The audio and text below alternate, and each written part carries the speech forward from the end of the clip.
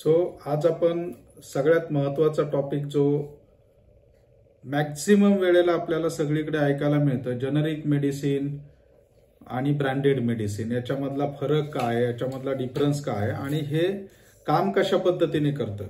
बऱ्याच जणांचे म्हणजे ज्यांचे मेडिकल स्टोअर्स आहेत त्यांना सुद्धा आणि जे विद्यार्थी असतील किंवा सर्वसामान्य माणूस असेल, आपण आता सर्वसामान्य माणसाच्या याच्यातून जेनरिकची भूमिका काय किंवा जेनरिक म्हणजे काय आणि ब्रँडेड म्हणजे काय याच्याविषयीची माहिती आज आपण जनरल माहिती सगळी पाहणार आहोत. याच्यातून आपल्याला हे जाणून घ्यायचंय की नेमके जेनरिक मेडिसिन्स कशा पद्धतीने ऍक्ट होतात आणि जेनरिक मेडिसिन्स आपण कशा पद्धतीने फार्मासिस्ट त्याची विक्री करतो आणि जनतेला खरोखर त्याचा फायदा होतो का आणि तो कशा पद्धतीने होतो.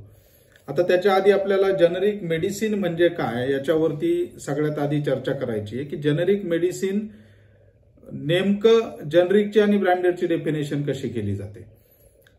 साधारणतः एक जगभरातला आपण जर विचार केला मॅन्युफॅक्चरिंग सेक्टरचा म्हणजे फार्मास्युटिकल मेडिसिन मॅन्युफॅक्चरिंगचा आणि जगभरातल्या मार्केटचा जर विचार केला तर जेनरिक हा जो कन्सेप्ट आहे तो कॉपी म्हणूयात आपण. म्हणजे एखाद्या ब्रँडची कॉपी ज्याला म्हणता येईल त्याला जेनरिक म्हणता येईल. म्हणजे मेडिसिनची लाईफ सायकल कशी चालते की एखादा जर प्रॉडक्ट तुम्ही डेव्हलप केला, एखादा मोलिक्युल नवीन डेव्हलप केला आणि त्याचं फॉर्म्युलेशन बनवलं तर तो इनोव्हेटर असतो. लक्षात घ्या, ह्या टर्मिनॉलॉजी खूप महत्वाच्या आहेत जर जेनरिक आणि ब्रँडेडचा कन्सेप्ट आपल्याला समजून घ्यायचा असेल तर. की इनोव्हेटर जो असतो हा इनोव्हेटर म्हणजे मेडिसिनचा आणि औषधाचा शोध लावणारा व्यक्ती किंवा लावणारी कंपनी. आता हे इनोव्हेटर काय करतात, त्यांचा एक ब्रँड बनवतात. उदाहरण आपल्याला घ्यायचं झालं तर समजा डॉक्टर रेड्डीचं ओमेज कॅप्सूलचं आपण उदाहरण घेऊयात. ओमेज कॅप्सूल डॉक्टर रेड्डीजने बनवली. त्याच्या आधी ओमेज कॅप्सूलच्या आधी ओमेज सारखाच दुसरा ब्रँड जो आहे तो ओमेज ज्याने इनोव्हेट केलं त्या इनोव्हेटरने बनवला आणि या इनोव्हेटरने तो मार्केटमध्ये लॉन्च केला. आता कन्सेप्ट असा असतो की ज्या वेळेला कुठलंही नवीन ड्रग शोधलं जातं त्याचं साधारणतः एक बायोअवेलेबिलिटी चेक केली जाते, स्टॅबिलिटी स्टडी चेक केली जाते, त्याला डेव्हलपमेंटच्या पूर्ण सायकलमधून जावं लागतं. मग तो त्या प्रॉडक्टचं पेटंट रजिस्टर होतं आणि त्या पेटंटचे जे हक्क आहेत ते हक्क त्या कंपनीला मिळतात. म्हणजे पेटंट रजिस्टर केल्यानंतर त्या पेटंटचे सगळे अधिकार जे असतात ते त्या कंपनीला मिळतात आणि मग ती कंपनी वेगवेगळ्या देशांमध्ये हा मोलिक्युल असेल किंवा हा जो ब्रँड असेल तो लॉन्च करते. आता इंडियामध्येही पेटंट ऍक्ट लागू होतो, बाहेरही पेटंट ऍक्ट लागू होतो. आपल्याला पेटंट ऍक्ट हा विषय आपण बाजूला ठेवून जेनरिक आणि ब्रँडेडचा हा जो कन्सेप्ट आहे हा आपण पहिला समजून घेऊ. आता एखादा ब्रँड ज्या वेळेला युएस मध्ये म्हणजे अमेरिकेमध्ये आपल्याला रजिस्टर करायचा असतो किंवा विकायचा असतो त्यावेळेला ते काय करतात, एक्सक्लुझिव्ह राईट देतात. तिथे न्यू ड्रगचं रजिस्ट्रेशन होतं आणि मग त्या एक्सक्लुझिव्ह राईट्स म्हणजे पेटंट संपल्यानंतर दुसऱ्या कंपन्यांना त्या ठिकाणी विक्रीसाठी परवानगी दिली जाते आणि ही जी विक्रीसाठी परवानगी दिली जाते त्या ब्रँड्सला किंवा त्यांना म्हटलं तर जेनरिक ऍप्लिकेशन्स म्हणजे जेनरिक मध्ये ते ड्रग्स विकले जातात. आता जेनरिक आणि ब्रँडेड याचं जर साधं लिटरेचर एक्झाम्पल, लिटरेचर जर मध्ये डेफिनेशन आपल्याला पाहिजे असेल, लिटरेचर म्हणजे पुस्तकी व्याख्या आपण म्हणूयात, ती जर आपल्याला पाहिजे असेल तर साधारणतः ब्रँडेड म्हणजे ब्रँड नेमने आणि जेनरिक म्हणजे जेनरिक नेमने. मग जेनरिक नेम म्हणजे काय, मोलिक्युलचं जे नेम दिलं जातं. म्हणजे फॉर एक्झाम्पल डोलो 650 हा झाला ब्रँड, ओमेज 20 हा झाला ब्रँड, ओसी 20 हा झाला ब्रँड, डोलोनेक्स DT हा झाला ब्रँड. पण यातले जे मोलिक्युल्स आहेत म्हणजे डोलो 650 मध्ये काय, पॅरासिटामॉल 500 मिलीग्राम हे झालं जेनरिक नाव. पॅरासिटामॉल 500 मिलीग्राम, डायक्लोफेनॅक 50 मिलीग्राम टॅबलेट हे झालं जेनरिक नाव त्या प्रॉडक्टचं. म्हणजेच आपण साधारणतः म्हणूया मी सचिन भालेकर आणि मी माणूस हा झाला जेनरिक, ही झाली जेनरिक व्याख्या आणि मला जे विशेष नाव ठेवलेले that is my brand Sachin Bhalekar. मग हे जे आपण नाव ठेवतो आता याच्यामध्ये ढोबळमानाने जर विचार केला तर ब्रँडेड आणि जेनरिकची व्याख्या अशा पद्धतीने आपल्याला करता येईल की मोलिक्युलचं नाव जे असतं त्याला जेनरिक ड्रग म्हटलं जातं आणि ब्रँड जो त्याच्यामध्ये एस्टॅब्लिश होतो त्याला स्पेसिफिक नाव दिलं जातं. आता जगभरामध्ये ब्रँडेडची आणि जेनरिकची व्याख्या ही सेम आहे. की ब्रँडेड आणि जेनेरिक. पण भारतामध्ये मात्र आपल्याकडे इथे अतिशय इंटेलिजंट फार्मास्युटिकल सेक्टर भारतामधलं खूप मोठं आहे. म्हणजे 1 लाख करोडच्या पुढचा व्यवसाय हा फार्मास्युटिकल सेक्टरमध्ये आहे आणि जवळपास 65% of the world we are catering. आणि म्हणून जेनेरिक आणि ब्रँडेडचा कन्सेप्ट समजून घेणं आपल्याला खूप महत्वाचं आहे. आता रेग्युलेशनचा जर आपण विचार केला, बाहेरच्या देशामध्ये जर आपल्याला मेडिसिन विकायचे असतील, म्हणजे विशेषतः रेग्युलेटेड कंट्रीज ज्याला आपण म्हणतो, युरोप असेल, अमेरिका असेल किंवा रशियन कंट्रीज असतील, सीआयएस म्हणजे रशियन ग्रुप असेल, साऊथ आफ्रिकेच्या काही कंट्री असतील, ऑस्ट्रेलिया, ब्राझील या कंट्रीजमध्ये जर आपल्याला मेडिसिन्स विकायचे असतील तर त्या ठिकाणी बायो इक्विव्हॅलंट प्रॉडक्ट जो असेल त्याच प्रॉडक्टला परवानगी दिली जाते. म्हणजेच काय की जेनेरिक प्रॉडक्ट जरी तुम्ही बनवला तरी तो इनोव्हेटरचा जो प्रॉडक्ट असतो त्या इनोव्हेटरच्या प्रॉडक्ट बरोबर बायो इक्विव्हॅलंट पाहिजे. म्हणजेच बायो इक्विव्हॅलन्सी म्हणजे काय, किंवा बायो अवेलेबिलिटी, बीएस स्टडीज आणि बायो इक्विव्हॅलन्स प्रॉडक्ट आणि बायो अवेलेबल प्रॉडक्ट म्हणजे काय की रक्तामध्ये त्या ड्रगचं प्रमाण जे आहे ते तुमच्या इनोव्हेटर म्हणजे ज्याने शोध लावलेला आहे त्याचं जसं बिहेवियर असतं त्या प्रॉडक्टचं तसंच बिहेवियर तुमच्या जेनेरिक प्रॉडक्टचं पाहिजे. ही इंटरनॅशनल गाईडलाईन आहे. आणि तरच तुम्हाला त्या ठिकाणी जेनेरिक ड्रग हे रजिस्टर करता येतं किंवा प्रॉडक्ट रजिस्टर करता येतो. आता आपल्याकडे भारतामध्ये काय आहे ते लक्षात घेऊयात आपण. आपल्याकडे आता जेनेरिकच्या फ्रँचायझीज खूप व्हायला लागल्यात. आता आपल्याकडे प्रधानमंत्री जनऔषधी योजनेमध्ये सुद्धा जेनेरिक विकलं जातं आणि जनतेला किंवा सर्वसामान्य माणसाला हे सांगितलं जातं की हे जेनेरिक जे आहे त्याची क्वालिटी आणि ब्रँडेडची क्वालिटी ही अतिशय समान आहे आणि याच्यामध्ये कुठलाही फरक नाहीये. फक्त किमती याच्या कमी केलेल्या आहेत कारण मार्केटिंगचा जो फंडा आहे की मार्केटिंगचे पैसे वाचवून हे डायरेक्टली कस्टमरला त्या कमी किमतीमध्ये दिलं जातं. तर हे काही प्रमाणात सत्य आहे.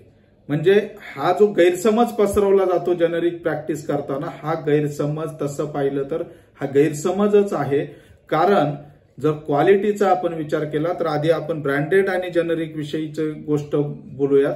म्हणजे इंडियामध्ये कशा पद्धतीने चालतं की एखादा ड्रग आउट ऑफ पेटंट झाल्यानंतर, प्रॉडक्ट आउट ऑफ पेटंट झाल्यानंतर तो प्रॉडक्ट विविध ब्रँडने मार्केटमध्ये आणला जातो आणि तो वेगवेगळ्या ब्रँडने वेगवेगळे लायसन्सेस वेगवेगळ्या कंपनी घेऊन तो वेगवेगळ्या ब्रँड नेमने मार्केटमध्ये आणला जातो.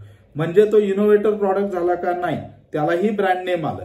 म्हणूनच मी ढोबळ मनाने जर त्याचं जर बायफर्गेशन करायचं म्हटलं तर नुसतं पॅरासिटामॉल 500 मिलीग्राम म्हणजे जेनेरिक नव्हे, तर मार्केटमध्ये जे इतरही ब्रँड अवेलेबल असतात जे ब्रँड नेमने असतात ते सुद्धा जेनेरिक कॅटेगरीमध्येच येतात.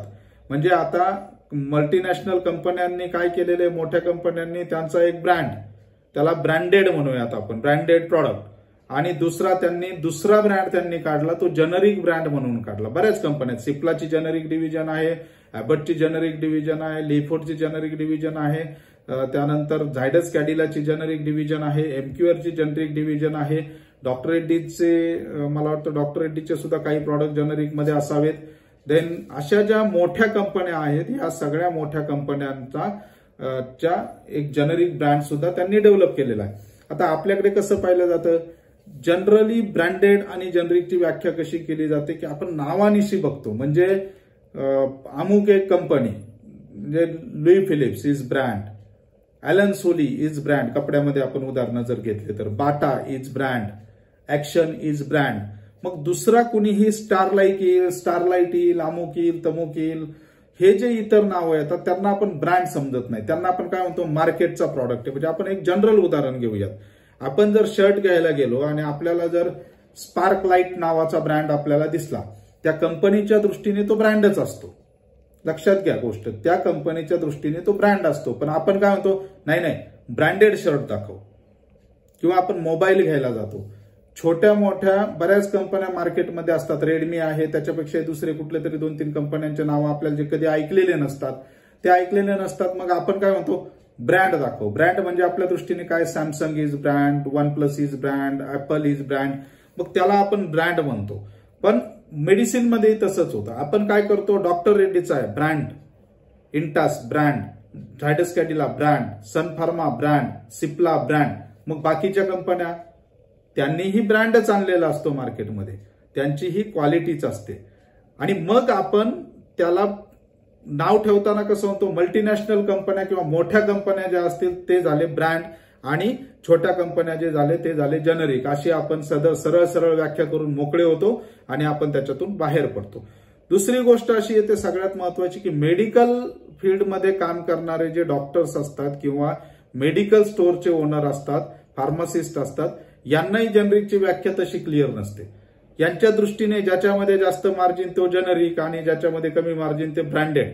तर ब्रँडेड प्रॉडक्ट आणि जनरिक प्रॉडक्ट हा जर समजून घ्यायचा असेल तर साधारणतः क्वालिटी जी आहे प्रॉडक्टची ती कोण मॅन्युफॅक्चर करतो आणि प्रॉडक्ट वरती जर आयडेंटिफिकेशन तुम्हाला जर पाहायचं असेल तर त्या आयडेंटिफिकेशन नुसार जर आपण गेलो तर जनरिक प्रॉडक्ट आणि ब्रँडेड प्रॉडक्ट आपल्याला शोधणं खूप सोपं आहे. आता याच्यामध्ये फार्माकोपियाचा खूप मोठा रोल असतो. बऱ्याच वेळेला तुम्ही जर डायक्लोफेनॅक सोडियम आणि डायक्लोफेनॅक पोटॅशियम असा जर ब्रँडचा जर फरक जर पाहिला ना तर बऱ्याच जनरिक प्रॉडक्ट वरती डायक्लोफेनॅक पोटॅशियमचा प्रॉडक्ट असतो, काहींचे जनरिक डायक्लोफेनॅक सोडियम असतात. आपल्याला काय सांगितलं जातं की दोन्हीचीही क्वालिटी एकच आहे कारण तो फार्माकोपियाने रिलीज केलेला प्रॉडक्ट आहे. पण प्रत्येक प्रॉडक्टची सिच्युएशन तशी नसते.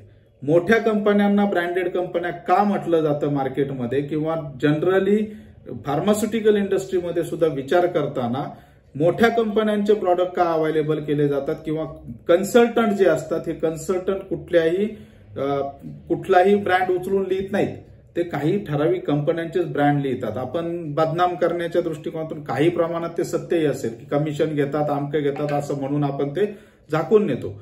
वास्तविक पाहता मोठ्या कंपन्यांचे जे प्रॉडक्ट असतात किंवा मोठ्या कंपन्यांचे जे ब्रँड असतात हे मोठ्या कंपन्यांचे ब्रँडची क्वालिटी जी असते ती त्या पद्धतीने मेंटेन केली जाते. मी एक फार्मास्युटिकल ऑडिटर म्हणून फार्मास्युटिकल कंपन्यांचं मी अनेक कंपन्यांचं ऑडिट केलं. ज्या साधारणतः मिडल स्केल कंपन्या किंवा मोठ्या कंपन्या असतात ज्या WHO अप्रूव्ड कंपन्या असतात. लक्षात घ्या, तुम्हाला जर जनरिकच्या क्वालिटीचा जर हिशोब लावायचा असेल ना तर क्वालिटीचा हिशोब लावताना मॅन्युफॅक्चर्ड बाय कोण आहे ते शोधा. खूप सोपं आहे. मॅन्युफॅक्चर्ड बाय हा मॅन्युफॅक्चर्ड बायचा रोल खूप मोठा असतो. त्याचं कारण मी तुम्हाला सांगतो. कधी कधी काय होतं की ड्रग हा आउट ऑफ पेटंट झालेला नसतो आणि अशा वेळेला त्या ड्रगच्या कॉपीज जनरेट केल्या जातात. म्हणजे तो जो पेटंट होल्डर असतो ना तोच काय करतो, 10 कंपन्यांना ते बनवून देतो. आपल्याकडे त्याला थर्ड पार्टी लायसन्स म्हणतात. म्हणजे माझं मॅन्युफॅक्चरिंग युनिट आहे आणि 10 जण माझ्याकडून प्रॉडक्ट बनवून घेतात. त्यावेळेला मी काय करतो, फक्त पॅकिंग डिफरंट करतो, त्याला वेगवेगळे ब्रँड नेम देतो आणि तो थर्ड पार्टीमध्ये तो प्रॉडक्ट मी त्या मार्केटिंग कंपन्यांना विकण्यासाठी देतो. त्यामुळे आपल्या दृष्टीने मार्केटेड बाय कोण आहे त्याच्याशी काहीही आपल्याला देणं घेणं नाही. जर पेशंट म्हणून आपण किंवा मेडिकल स्टोअर्सवाले म्हणून आपण जर मेडिसिन खरेदी करणार असेल किंवा पेशंट म्हणून खरेदी करणार असेल तर मार्केटेड बाय कोण आहे आणि कोण मार्केटिंग करतो याच्याकडे अजिबात लक्ष देऊ नका. दुसरा एक भ्रम पसरवला जातो किंवा गैरसमज पसरवला जातो आपल्यामध्ये की आम्ही क्वालिटी रिपोर्ट देतो. क्वालिटी रिपोर्ट आजकाल कंपन्यांना कॉम्प्युटरवरती पण बनवता येतात. त्यामुळे क्वालिटी रिपोर्ट आला म्हणजेच क्वालिटी त्याची कन्फर्म आहे अशातला अजिबात भाग नसतो. सगळ्यात महत्वाचा क्रायटेरिया म्हणजे आपल्याला एक जेनेरिक मेडिसिन मध्ये सेफ मेडिसिन कसे शोधायचे हे जर तुम्हाला शोधायचं असेल तर याच्यासाठी ढोबळ मनाने अशी कुठली गाईडलाईन नाहीये. कुठेही तुम्ही जाऊन टेस्टिंग करू शकत नाही. तुम्हाला टेस्टिंग करायचं म्हटलं तर 10,000 रुपये एका स्ट्रिपचा खर्च येईल. तेवढा खर्च परवडणारा नाही पेशंटला. त्यामुळे आपण काही ते टेस्टिंग करू शकत नाही. शेवटी हा ट्रस्टचा भाग आहे. पण त्यातल्या त्यात आपल्याला काय बघायचंय की मॅन्युफॅक्चर्ड बाय जिथे लिहिलेलं आहे ते मॅन्युफॅक्चरिंग जे केलेलं आहे ते मॅन्युफॅक्चरिंग हे WHO अप्रूव्ड कंपनीमधून झालेलं आहे का. 3 प्रकारच्या कंपनीज भारतामध्ये आहेत. एक शेड्यूल एम ने चालणाऱ्या कंपन्या म्हणजे भारताने जो ड्रग अँड कॉस्मेटिक ऍक्टचा कायदा केलेला आहे त्याच्यामध्ये शेड्यूल एम नावाचं शेड्यूल दिलेलं आहे. ते मॅन्युफॅक्चरिंगसाठी वापरलं जातं. आयुर्वेदिकसाठी शेड्यूल टीचं वापरलं जातं. आयुर्वेदिकमध्ये सुद्धा फसू नका. खूप चांगलं औषध आहे, खूप रॉ औषध आहे आणि खूप त्याचे रिझल्ट आहेत आणि त्याला साईड इफेक्ट नाही असं काही नसतं. ज्याला इफेक्ट त्याला साईड इफेक्ट आहेतोच. त्यामुळे असं कधी कोणी म्हणू नका की आयुर्वेदिकला साईड इफेक्ट नसतो वगैरे. जिथे इफेक्ट तिथे साईड इफेक्ट असतोच. त्यामुळे आयुर्वेदिकसाठी सुद्धा आपल्याकडे कायदा आहे. आयुर्वेदिक औषधं सुद्धा शेड्यूल टी ने बनवलेले असतील, तीच्या फॅक्टरीमध्ये बनवलेले असतील FDA अप्रूव्ड तरच ते खावेत. दुसरी गोष्ट अशी याच्यामध्ये की शेड्यूल एम नुसार जे काही मॅन्युफॅक्चरिंग होतं त्याच्यामध्ये भारत सरकारने काही गाईडलाईन दिलेली आहे. बेअर मिनिमम एवढ्या गोष्टी आपल्या फॅक्टरीमध्ये पाहिजेत. त्याच्या वरची गाईडलाईन येते WHO ची. म्हणजे आपल्याकडे साधारणतः सांगायचं म्हटलं तर शेड्यूल एमचे जे इन्स्पेक्शन्स असतात ते साधारणतः सगळ्यांना माहिती आहे कशा पद्धतीने मॅनेज होतात, काय होतात. मॅन्युफॅक्चरिंग इंडस्ट्रीमध्ये तर माहितीच आहे ना, आपल्यालाही माहिती आहे की ते किती स्ट्रिंजंटली, त्यामध्ये एवढी स्ट्रिंजन्सी लेवल नसते, एवढ्या काटेकोरपणे सगळ्या गोष्टी पाहिल्या जात नाहीत. पण WHOच्या गाईडलाईननुसार ज्या फॅक्टरी एस्टॅब्लिश होतात त्या फॅक्टरीजमध्ये किंवा इन्स्पेक्शन होतात त्यांच्यामध्ये त्यांना क्वालिटी सिस्टमचे काही पॅरामीटर हे स्ट्रिंजंटली, जसं AHU system, air handling system, contamination म्हणजे एकमेकांमध्ये कुठल्याही ड्रगमध्ये दुसरे कुठले पार्टिकल जाऊ नये म्हणून असणारी जी एअर हँडलिंग सिस्टम असते, AC सिस्टम असते, ही सिस्टम अगदी व्यवस्थित बनवलेली असते. डॉक्युमेंटेशन, त्याच्यानंतर प्रॉडक्टचा स्टॅबिलिटी स्टडी कंपल्सरी आहे, स्टॅबिलिटी स्टडी सबमिट करणं WHOच्या गाईडलाईनमध्ये. त्यानंतर आता BABE स्टडी, नवीन ड्रगच्या लायसन्ससाठी BABE स्टडी मागितला जातो, bio availability and bio equivalence study, ज्याच्यावरती माझ्या माहितीप्रमाणे डॉक्टर आत्माराम पवार सर नेहमी बोलतात त्याच्यावरती की प्रॉडक्ट हा bio availability and bio equivalence केल्याशिवाय मान्यता देऊ नका. त्यात इथे सगळी गोम आहे. ब्रँडेड कंपन्या ज्या असतात म्हणजे मोठ्या कंपन्या ज्या आपण म्हणतो त्या मोठ्या कंपन्या पैसा इन्व्हेस्ट करतात आणि बायो अवेलेबिलिटी आणि बायो इक्विव्हॅलन्स प्रूव्ह केल्याशिवाय तो प्रॉडक्ट मार्केटमध्ये आणत नाहीत आणि म्हणून त्यांच्या प्रॉडक्टची खात्री असते. स्मॉल कंपन्यांमध्ये 90% प्रॉडक्ट जे मार्केटमध्ये येतात या 90% प्रॉडक्ट्समध्ये बायो इक्विव्हॅलन्स आणि बायो अवेलेबिलिटी स्टडी केलेला नसतो. फक्त फॉर्म्युला घेतात, बनवला जातो आणि त्याचं लायसन्स घेऊन तो मॅन्युफॅक्चर केला जातो. WHO साठी जे प्रॉडक्ट रजिस्टर केले जातात मॅक्झिमम प्रॉडक्ट्समध्ये बायो इक्विव्हॅलन्स स्टडी ही कंपल्सरी केली जाते. पण मोठ्या कंपन्या या प्रामाणिकपणे त्या क्वालिटी सिस्टम फॉलो करतात. त्याच्या मागचं कारण म्हणजे त्याच्यामध्ये असणारी इन्व्हेस्टमेंट. एक बायो इक्विव्हॅलन्स आणि बायो अवेलेबिलिटी स्टडी करायचं म्हटलं तर 5 ते 10 लाखाचा खर्च येतो, साधारण 10 लाखापर्यंत खर्च जातो. मग कंपन्या काय करतात, एका वेळेला तुम्ही पाहिलं मार्केटमध्ये छोट्या कंपन्या असतात, एका वेळेला 200 प्रॉडक्ट लॉन्च करतात. सगळ्याची बायो इक्विव्हॅलन्स स्टडी आणि बायो अवेलेबिलिटी स्टडी केली जात नाही. स्टॅबिलिटी स्टडी सुद्धा कागदोपत्री सबमिट केला जातो आणि हे प्रॉडक्ट बनवले जातात. म्हणून WHO अप्रूव्ड ती कंपनी आहे की नाही. आता जनऔषधीमध्ये जे औषध येतात तिथे सुद्धा WHO अप्रूव्ड कंपनी पाहिजे असते. आता हे जे औषधं पुरवले जातात याच्यामध्ये क्वालिटीमध्ये डिफरन्स कुठे येतो, हे औषधं bio equivalence, bio availability study किंवा स्टॅबिलिटी स्टडी काटेकोरपणे करून मार्केटमध्ये आणले जात नाहीत. आणि तिथे सगळ्यात मोठी गेम असते की क्वालिटी सिस्टम्स फेल्युअर ज्याला आम्ही म्हणतो, की तिथे सर्टिफिकेट ऑफ अनालिसिस बनवणं किंवा अनालिसिसचा रिपोर्ट बनवणं हे एवढं अवघड काम नाही. हे काम अतिशय सोपं आहे. त्या ठिकाणी आपल्याला जर चांगल्या पद्धतीने जर औषध पाहिजे असेल तर ही कंपनी नेमकी कोणत्या स्टेजला आहे क्वालिटी सिस्टमच्या बाबतीमध्ये. ज्या कंपन्या एक्सपोर्ट करतात या एक्सपोर्टच्या कंपन्यांना अजून जास्त स्ट्रिंजंट लेवलला सिस्टम फॉलो कराव्या लागतात आणि एक्सपोर्टला जे मेडिसिन विकले जातात हे मेडिसिन्स हे चांगल्या क्वालिटीने विकले जातात. पण आपल्याच देशामध्ये मेडिसिन बनवताना मात्र त्याच्यामध्ये काटकसर केली जाते, किमतीचा हिशोब ठेवला जातो आणि त्या काटकसरीमध्ये जे एक्सिपियंट्स वापरले जातात. आता आपण येऊयात क्वालिटी ऑफ द प्रॉडक्ट, कशा पद्धतीने खेळ केला जातो याच्यावरती आपण येऊयात. कुणी म्हणेल की पोलकोल, अजिबात नाही. जे सत्य आहे ते मी मांडणार. ड्रगच्या क्वालिटीमध्ये कशा पद्धतीने गफला केला जातो. इंडियन फार्माकोपियानुसार लिमिट दिलेले आहेत एसएचे 90% टू 110%, म्हणजे एवढं मोठं वाईड रेंज दिलेली आहे. काही प्रॉडक्टमध्ये 95 टू 102%, काही प्रॉडक्टमध्ये 95 टू 100%. म्हणजे याचा अर्थ काय, एसए म्हणजे काय, प्युरिटी ऑफ द ड्रग. त्या फॉर्म्युलेशनमध्ये, त्या टॅबलेटमध्ये किती पर्सेंट ड्रग आहे याची जी चेकिंग केलं जातं त्याला एसए चेकिंग म्हणतात. आणि त्याचं लिमिटच जे आहे इंडियन फार्माकोपियानुसार वाईड लिमिट दिलेलं आहे. तेच तुम्ही US फार्माकोपिया घ्या, युरोपियन फार्माकोपिया घ्या, त्याच्यामध्ये स्ट्रिंजंट लिमिट दिलेलं आहे. आणि याच्यामध्ये काय केलं जातं, लिमिट 95 आहे ना, मग 96ला पण मी ड्रग रिलीज केला तरी तो पास होतो. आणि तुम्हाला काय सांगितलं, आता आमच्याकडे अनालिसिस रिपोर्ट आहे, गव्हर्नमेंटने आमचा अनालिसिस रिपोर्ट पास केलेला आहे, आमचे क्वालिटीचे प्रॉडक्ट आहेत. मग 4% ड्रग कुठे गेलं, हे 4% ड्रग कॉस्ट सेव्हिंग मध्ये वापरलं जातं. दुसरी एक गोष्ट, सगळ्यात महत्वाची गोष्ट मी तुम्हाला सांगतो, मॅक्सिमम टॅबलेट डोसेस फॉर्म्स मध्ये तुम्ही जर सर्टिफिकेट ऑफ अनालिसिस त्याचं पाहिलं तर 2 टेस्ट केल्या जात नाही. त्या म्हणजे डिझोल्युशन टेस्ट आणि दुसरी सगळ्यात महत्वाची टेस्ट जी असते ती म्हणजे तुमची इम्प्युरिटी टेस्ट, जी की एक्सपोर्टला ज्या वेळेला मेडिसिन दिलं जातं त्यावेळेला ती करावीच लागते. आणि इथे सगळ्यात मोठा खेळ होतो. डिझोल्युशन टेस्ट का केली जात नाही? कारण डिझोल्युशन अचीव्ह करण्यासाठी, डिझोल्युशन म्हणजे काय, पोटामध्ये गोळी गेल्यानंतर ती किती मिनिटांमध्ये डिझॉल्व्ह होते आणि किती मिनिटांमध्ये ती तुमच्या बॉडीमध्ये अवेलेबल होते रक्तामध्ये, याच्यासाठीची जी टेस्ट केली जाते ती डिझोल्युशन टेस्ट. ती बऱ्याच कंपन्या करत नाहीत.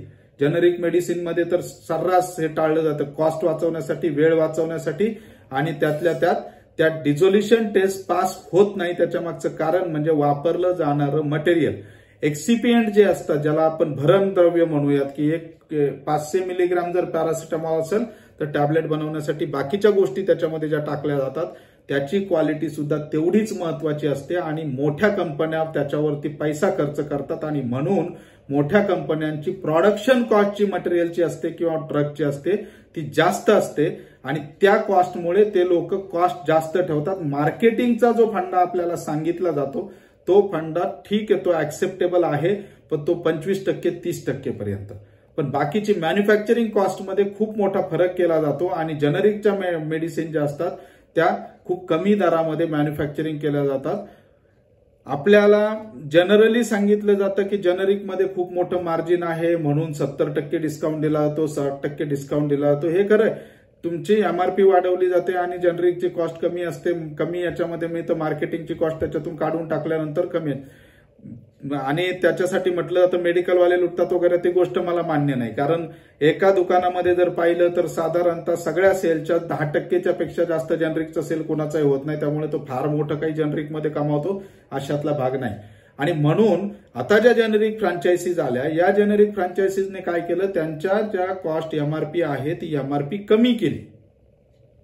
लक्षात घ्या, जेनरिक वाल्यांनी एमआरपी कमी केली आणि कमी करून ही जी एमआरपी आहे या एमआरपीने, कमी एमआरपीने औषधं विकायला चालू केले.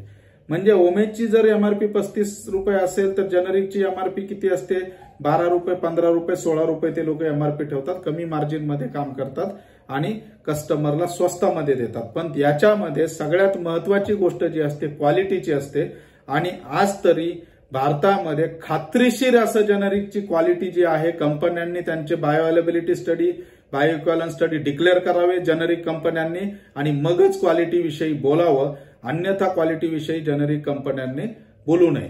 जेनरिक कंपन्यांची क्वालिटी मी म्हणत नाही घाणेरडी असते. अनेक कंपन्या आहेत मार्केटमध्ये ज्या चांगल्या पद्धतीने फ्रँचायझीज त्या रन करतात आणि त्यांची क्वालिटी खूप चांगली आहे. अशा अनेक कंपन्या आहेत.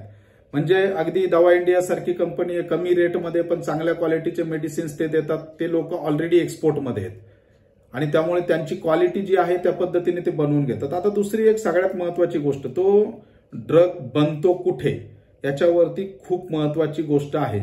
म्हणजे तुम्ही जर बद्दी, उत्तराखंड आणि त्या नॉर्थच्या विभागामध्ये गेलात ना तर तिकडे सगळ्यांना माहिती आहे, मलाही माहिती आहे आणि फार्मास्युटिकल पूर्ण इंडस्ट्रीला माहिती आहे. अगदी तुम्ही ड्रग इन्स्पेक्टर्सला जरी विचारलं तर बद्दीमध्ये मॅन्युफॅक्चरिंग झालेलं जर ड्रग असेल तर निश्चितपणे क्वेश्चन मार्क करा आणि तिथे तुम्ही प्रश्नचिन्ह उपस्थित करा. त्याच्या मागचं कारण आहे, 450 कंपन्यांना त्या ठिकाणी ज्या पद्धतीने लायसन्सिंग केलं जातं, तुम्ही कशाचंही लायसन्स मागा तिथे लायसन्स दिलं जातं. तिथे ज्या कंपन्या आहेत त्या सगळ्याच कंपन्या, काही जर ठराविक बोटावर मोजण्या इतक्या कंपन्या सोडल्या तर बाकीच्या कंपन्या कुठल्या प्रकारची क्वालिटी मॅन्युफॅक्चर करतात हे मॅन्युफॅक्चरिंग इंडस्ट्रीमध्ये असणाऱ्या सगळ्या लोकांना माहिती आहे. आणि मॅक्झिमम पीसीडी ड्रग जे आहेत, आता पीसीडी वर्सेस जेनरिक म्हणजे काय, आता तुम्ही पाहिलं असेल जेव्हा तुम्ही क्लिनिकमध्ये जाता, डॉक्टरांकडे जाता, त्यावेळेला त्या ठिकाणी तुम्हाला प्रिस्क्रिप्शनवरती मेडिसिन लिहून दिले जातात. तुम्ही म्हणता तो ब्रँड कुठेच मिळत नाही. तो पीसीडी, प्रोपगंडा कम डिस्ट्रीब्युशन बेसिसवरती एखाद्या होलसेलरने ती कंपनी आणलेली असते. त्या कंपनीच्या थ्रू तो जो ब्रँड आहे तो प्रमोट केला जातो, त्या डॉक्टरांकडे तो दिला जातो, डॉक्टर तेवढाच लिहितात. या मॅक्सिमम म्हणजे जवळपास भारतातल्या 80% पीसीडीचं काम हे बद्दी, हिमाचल प्रदेश आणि उत्तराखंड या भागामध्ये चालतं. तिथे मॅन्युफॅक्चर झालेल्या प्रत्येक ड्रगवरती क्वेश्चन मार्क आहे आणि ते ड्रग त्या कंपनीची क्वालिटी पाहिल्याशिवाय किंवा त्या कंपनीची हे पाहिल्याशिवाय डॉक्टरांनी सुद्धा त्या कंपन्या चालवू नयेत किंवा त्या कंपन्या घेऊ नयेत. अँड हा बोला. Hello sir.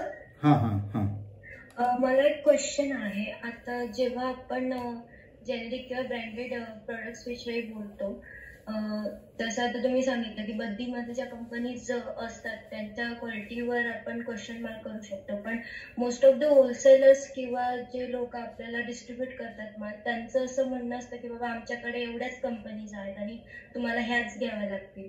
सो होलसेलर्सचं पण याच्यामध्ये भरपूर गोष्टी असतात. सो तुम्ही नाही, आता कसं आहे माहितीये का, मुळात याच्यामध्ये अज्ञान आहे. म्हणजे मेडिकल वाल्यालाच माहित नसते की कोणत्या याची क्वालिटी कशी आहे. कारण कंपनी येऊन आमचं एकदम क्वालिटीचा माल आहे, आमचं एकदम क्वालिटीचं प्रॉडक्ट आहे, हे डॉक्टर लिहितात, ते डॉक्टर लिहितात. डॉक्टर कशा पद्धतीने लिहितात हे आता जनतेलाही माहिती झालेलं आहे, सगळ्यांना माहिती झालेलं आहे. म्हणजे डॉक्टरांनी लिहिलं म्हणजेच ते 100% क्वालिटीचं आहे असा भाग नाहीये. तुम्ही जर पाहिलं तर एक 10 स्ट्रीप जर 10 ब्रँडच्या जर बद्दीच्या मॅन्युफॅक्चरिंगचे घेतल्या त्या टॅबलेट जर उघडून पाहिला तर तुमच्या लगेच क्वालिटी लक्षात येईल आणि त्याच्या अगेन्स्ट तुम्ही कुठलाही मोठी कंपनी, ब्रँडेड कंपनी ठेवा, सन फार्मा ठेवा, डॉक्टर रेड्डीज ठेवा, त्यांच्या ड्रगची क्वालिटी पहा. ज्या वेळेला तुम्ही समोर ओपन करून ठेवताना त्यावेळेला तुमच्या लक्षात येतं की ही क्वालिटी कशा पद्धतीची. टॅबलेट फुटलेले असतात, टॅबलेट एकदम सहज फुटतात, किंवा त्या टॅबलेट रफ टॅबलेट असतात, कुठे त्या डिझॉल्व्ह पाण्यामध्ये टाकून बघा त्या लवकर डिझॉल्व्ह होत नाहीत. अशा अनेक गोष्टी असतात त्याच्यामध्ये. त्यामुळे फक्त पॅकिंग खूप सुंदर दिसलं आणि एकदम भारी दिसलं म्हणजे तो प्रॉडक्ट क्वालिटीचा झाला असं नाहीये. त्या प्रॉडक्टची क्वालिटी जी आहे ती जसं BAB studies is the most important thing. आणि या कोणत्याही PCD ब्रँडची BAB स्टडी कधीच केलेली नसते. त्यांनी डिक्लेअर करून दाखव की आमच्या प्रॉडक्टची BAB स्टडी झालेली आहे किंवा डिझोल्युशन स्टडी झालेली आहे. कम्पॅरेटिव्ह डिझोल्युशन स्टडी जरी केला तरी लक्षात येतं की या ब्रँडची क्वालिटी काय. त्यामुळे जनरिक ड्रग हा एकदम बेस्ट क्वालिटीचा आहे हा जो क्लेम केला जातो त्या क्लेमच्या मी अगेन्स्ट आहे. जनरिक ड्रग हा कधीही बेस्ट क्वालिटीचा आहे किंवा comparative to branded drugs it is equivalent, या गोष्टीच्या मी अगेन्स्ट आहे. हा फक्त प्रोपगंडा आहे, हा फक्त एक पब्लिसिटीचा भाग आहे. याच्यापेक्षा जास्त याच्यामध्ये काही नाही आहे मॅडम. Okay sir, thank you. आता जनरिकच्या फ्रँचायझीज ज्या दिल्या जातात, या फ्रँचायझीज देणाऱ्या कंपन्यांचे सुद्धा तुम्ही मॅन्युफॅक्चरिंगचे ऍड्रेसेस चेक करा, हे लोक कुठून बनवून घेतात.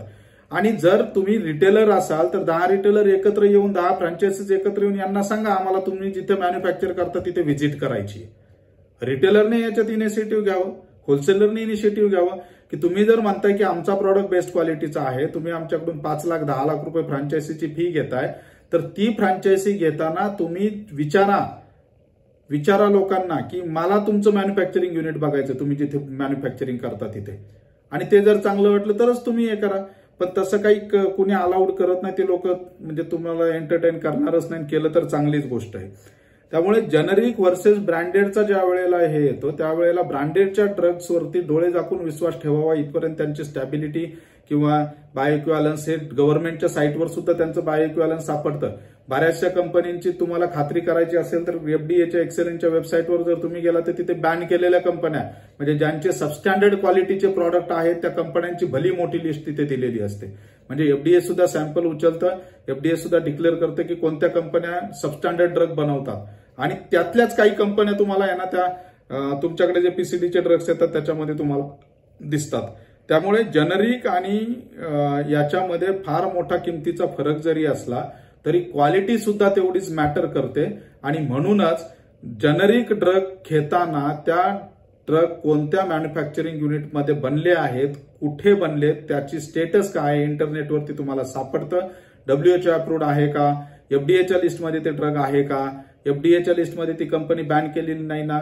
जे क्रोनिक मेडिसिन घेतात यांनी 100% जेनेरिक मेडिसिन घेताना त्या कंपनीच्या मॅन्युफॅक्चररची पार्श्वभूमी चेक करणं गरजेचं आहे. आणि तरच आपल्या लक्षात येतं. आता याच्यामध्ये दुसरा एक कन्सेप्ट ब्रँडेड जेनरिक्स, म्हणजे ब्रँडेड ज्या कंपन्या आहेत त्याच कंपन्यांचं जेनरिक. तर तिथेही त्या कंपन्यांची क्वालिटी ब्रँडेड जेनरिकची बऱ्यापैकी चांगली असते कारण त्या कंपन्या त्याच मॅन्युफॅक्चरिंग युनिटमध्ये. तिथे मात्र मार्केटिंगचा जो फंडा आहे तो वापरला जातो की बल्कमध्ये जेनरिक प्रॉडक्ट बनवले जातात विदाऊट मार्केटिंग. ते मार्केटमध्ये आणले जातात, होलसेलरला मार्जिन दिलं जातं, रिटेलरला मार्जिन दिलं जातं आणि रिटेलर पुढे विकतो. असे जे ब्रँडेड कंपन्यांचे, ज्याला आपण मोठ्या कंपन्या म्हणतो, त्या मोठ्या कंपन्यांचे जेनरिक मेडिसिन जे मार्केटमध्ये येतात ते मेडिसिन क्वालिटीचे असतात. आणि त्यातही तुम्हाला डाऊट आला तर तुम्ही त्या कंपनीला कंप्लेंट करून सांगू शकता की या ठिकाणी प्रॉब्लेम आहे तुमच्या मेडिसिनमध्ये. तेही तुम्हाला व्हेरीफाय करता येतात, त्याची क्वालिटी व्हेरीफाय करता येते. आणि म्हणून आपण डोळे उघडे ठेवून मोठ्या कंपन्यांचे जेनरिक असतील तर थोडंसं सिक्युअरली आपल्याला जाता येतं, पण नवीन कंपनी असेल आणि नवीन काही ड्रग तुमच्या हातामध्ये कुणी जर डॉक्टर देत असतील तर 100% त्याच्यावरचं मॅन्युफॅक्चरिंग पाहून घ्या. नुसत्या बाह्य क्वालिटीवरती जाऊ नका. बाहेरची पॅकिंग अतिशय सुंदर बनवली जाते आजकाल, पण आतमध्ये ड्रग हा तेवढ्या क्वालिटीचा नसतो, त्याचा रिझल्ट आपल्या पेशंटला मिळत नाही. आणि बरेच पेशंट्स मी पाहिलेले आहेत की जे तक्रार घेऊन येतात की साहेब मी हे मेडिसिन घेतोय पण मला अजिबात काही फरक पडत नाही, आणि मग ह्या कंपनीचं घेतलं की फरक पडतो, त्या कंपनीचं घेतलं की फरक पडत नाही. याच्या मागचं कारण ते रिझल्ट नाही असं जे म्हटलं जातं ना, त्याचं मागचं कारण ते. मग मला एक साधा प्रश्न पडतो की कोणताही जनरल प्रॅक्टिशनर, कोणताही छोटे क्लिनिक चालवणारे जे डॉक्टर्स असतात हे कधीही तुम्हाला अँटीबायोटिक्स कधीही पीसीडीचे लिहून देताना दिसणार नाहीत. लक्षात घ्या. अमॉक्सिसिलिन क्लॅव्हलॅनिक ऍसिड जर लिहायचं असतं तर क्लॅव्हमच लिहिलं जातं. ते कधीही कोणत्याही छोटी जी कंपनी मार्केटमध्ये पीसीडीची किंवा जनरिकची आहे ती कधीच लिहू दिली जात नाही.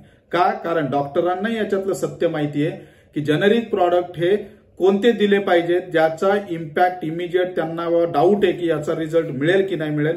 जनरल प्रॅक्टिशनर कधीही तुम्ही पहा जे क्रिटिकल मेडिसिन्स आहेत ते कधीही ते जनरिकचे लिहू देत नाहीत. जनरिकमध्ये डायबिटीस असेल, कार्डियाक असेल याचे मेडिसिन्स डॉक्टर्स कधीही प्रेफर करत नाहीत, कारण क्वेश्चन मार्क आहे अजूनही. आपण कितीही पब्लिसिटी केली की जनरिकचे मेडिसिन इक्वल क्वालिटीचे असतात तरी क्वेश्चन मार्क आहे, आणि तो क्वेश्चन मार्क असल्यामुळेच हे डॉक्टर्स कधीही जनरिकचे मेडिसिन्स जे क्रिटिकल कंडिशन्समध्ये त्या पेशंटला कधी जनरिकचे मेडिसिन्स हे लिहून देत नाहीत. इव्हन इंजेक्टेबल जरी वापरायचे असतील तरी ते ब्रँडेड जनरिकचे इंजेक्टेबल्स वापरतात. मार्केटमध्ये इतर ज्या कंपन्यांचे इंजेक्टेबल्स येतात ते प्रेफर करत नाहीत. त्याच्या मागचं एकमेव कारण हे की आजही भारतामध्ये क्वेश्चन मार्क आहे मेडिकल प्रॅक्टिशनर्सला सुद्धा या मेडिसिन्सवरती आणि इतरही. मग इतर जे असतील पेन किलर्स असतील, व्हिटॅमिन्स असतील, सिरप्स असतील याची मात्र आपल्याकडे रतीब लावला जातो आणि याचे भरमसाठ प्रमाणामध्ये हे लिहून दिले जातात. कोविडमध्ये सुद्धा तुम्ही पाहिलं असेल फॅव्हिपिराविर सारखे ड्रग असतील किंवा इतर असतील ते क्रिटिकल ड्रग आहेत. हे क्रिटिकल ड्रग हे ब्रँडेड कंपन्यांचेच वापरले गेले, पण व्हिटॅमिन सी पासून तर इतर जे सप्लिमेंट होते ते सगळे. मग डोलो 650 का मागितली जाते? का म्हणून दुसरं जनरिकचं त्यावेळेला जनरिकचं का वापरलं गेलं नाही? डोलो 650 का वापरली गेली गव्हर्नमेंटच्या हॉस्पिटल्समध्ये सुद्धा किंवा इतर ठिकाणी सुद्धा? त्याच्या मागचं कारण तेच झालं की डोलो 650ची क्वालिटी आणि इतर ब्रँडची क्वालिटी ही मॅच होत नव्हती, रिझल्ट मिळत नव्हता. इतर सप्लिमेंट जे दिले गेले कोविडमध्ये ते मात्र जनरिकचे दिले गेले. म्हणजेच तो एक आपण समजूयात इन्कमचा पार्ट झाला किंवा नुसते सप्लिमेंट द्यायचे म्हणून याच्यात समजा नाही मिळाला रिझल्ट तरी चालेल, पण जे मेन ड्रग्स होते ते सगळे ड्रग्स जे होते ते सगळे जनरिकचे न देता ब्रँडेड कंपन्यांचे म्हणजेच मोठ्या कंपन्यांचे दिले गेले. आजही मोठ्या कंपन्यांचे दिले जातात. आणि जनरिकच जर घ्यायचं असेल कुणाला तर मग स्वस्ताच्याही मागे लागू नका. सगळे जनरिक सारखेच आहेत. हे जर स्टेटमेंट जनरिक विकणाऱ्या फ्रँचायझीचं असेल, जनरिक विकणाऱ्या दुकानांचं असेल आणि गव्हर्नमेंटच्या सुद्धा स्टेटमेंट जर असं असेल की जनरिक आणि ब्रँडेडमध्ये फरक नाही क्वालिटीत, तर माझा शेवटचा एक प्रश्न आहे त्यांना की मग सरकारी दवाखान्यातूनच फुकट औषधं घेतल्याने काय वाईट आहे? तिथे ब्रँडेड मेडिसिन विकतच नाहीत, म्हणजे तिथे तर ब्रँड नेम पण नसतं, सगळं जनरिक नावानेच असतं. तेही तर मेडिसिनच आहेत. मग हे जनरिक जर इक्वल क्वालिटीचं, मग ते जनरिक पण इक्वल क्वालिटीचं पाहिजे. मग आपण कशासाठी या फ्रँचायझीज पाहिजेत? आपण सरकारी दवाखान्यातूनच मेडिसिन घेऊयात. फुकट मिळतात तिथे, पैसे द्यावेच लागत नाही. 2 रुपयाचा केस पेपर काढायचा आणि 30 गोळ्या महिन्याच्या घेऊन यायच्या, बीपीच्या असतील, डायबिटीजच्या असतील. पण आजही त्या सिस्टम्सवरती किंवा त्या गोष्टीवरती लोकांचा विश्वास नाही, कारण ती क्वालिटी मिळेल की नाही याची गॅरंटी नाही. म्हणूनच जनरिकचं जे कोणी क्लेम करतं की सगळे जनरिक सारखे, सगळे ब्रँडेड सारखे, तर असं काही नाहीये. जर तसं जर असेल तर मग जनरिक तरी कशाला घ्यायचं, ब्रँडेड तरी कशाला घ्यायचं आणि फ्रँचायझीजमध्ये कशाला जायचं? आपण सरकारी दवाखान्यातून मेडिसिन्स घेऊ. त्यामुळे जनरिकचे मेडिसिन घेताना त्या कंपनीचं स्टेटस, ती कंपनी किती जुनी आहे, मार्केटमध्ये त्या कंपनीचं काय नाव आहे, एफडीएच्या साईटवरती ती कंपनी आहे की नाही, या सगळ्या गोष्टी आपण पाहिल्या पाहिजेत. आणि या सगळ्या गोष्टी आपण पाहिल्यानंतरच आपण जनरिक मेडिसिन खरेदी केली पाहिजेत. जनरली बद्दीतून जर मेडिसिन्स असतील तर हे मेडिसिन्स अजिबात खरेदी करण्याच्या मागे लागू नका, कारण हे मेडिसिन्स तुम्हाला कदाचित त्या कंपनीचं जर स्टेटस तसं नसेल आणि ते जर चांगल्या पद्धतीने बनवले नसतील तर तुम्ही क्वेश्चन मार्क घेऊ शकता. तुम्ही डॉक्टरांना विचारण्याचा तुमचा हक्क आहे औषधं घेण्याआधी की डॉक्टर साहेब हे मेडिसिन स्टँडर्ड क्वालिटीचं बनवलेलं आहे का, तुम्हाला रिझल्टची खात्री आहे का. हा प्रश्न आपल्या डॉक्टरांना विचारा, प्रिस्क्राईब करताना आपल्या केमिस्टला विचारा, आपल्या फार्मासिस्टला विचारा. आणि जर त्या प्रश्नाचं निगेटिव्ह उत्तर असेल, जर त्यांच्याकडे उत्तर नसेल, तर त्यांना सांगा आम्हाला ब्रँडेडचं जेनरिक स्वस्तातलंच द्या, पण ब्रँडेडचं जेनरिक द्या. मोठ्या कंपनीचं जेनरिक द्या, छोट्या कंपनीचं जेनरिक देऊ नका. मी कुठल्याही कंपनीची बदनामी करत नाहीये किंवा कुठल्याही कंपनीला कमी लेखत नाहीये, पण जे सत्य आहे ते तुमच्या समोर जेनरिकचं आणि ब्रँडेडचं मांडण्याचा मी प्रयत्न केला. धन्यवाद.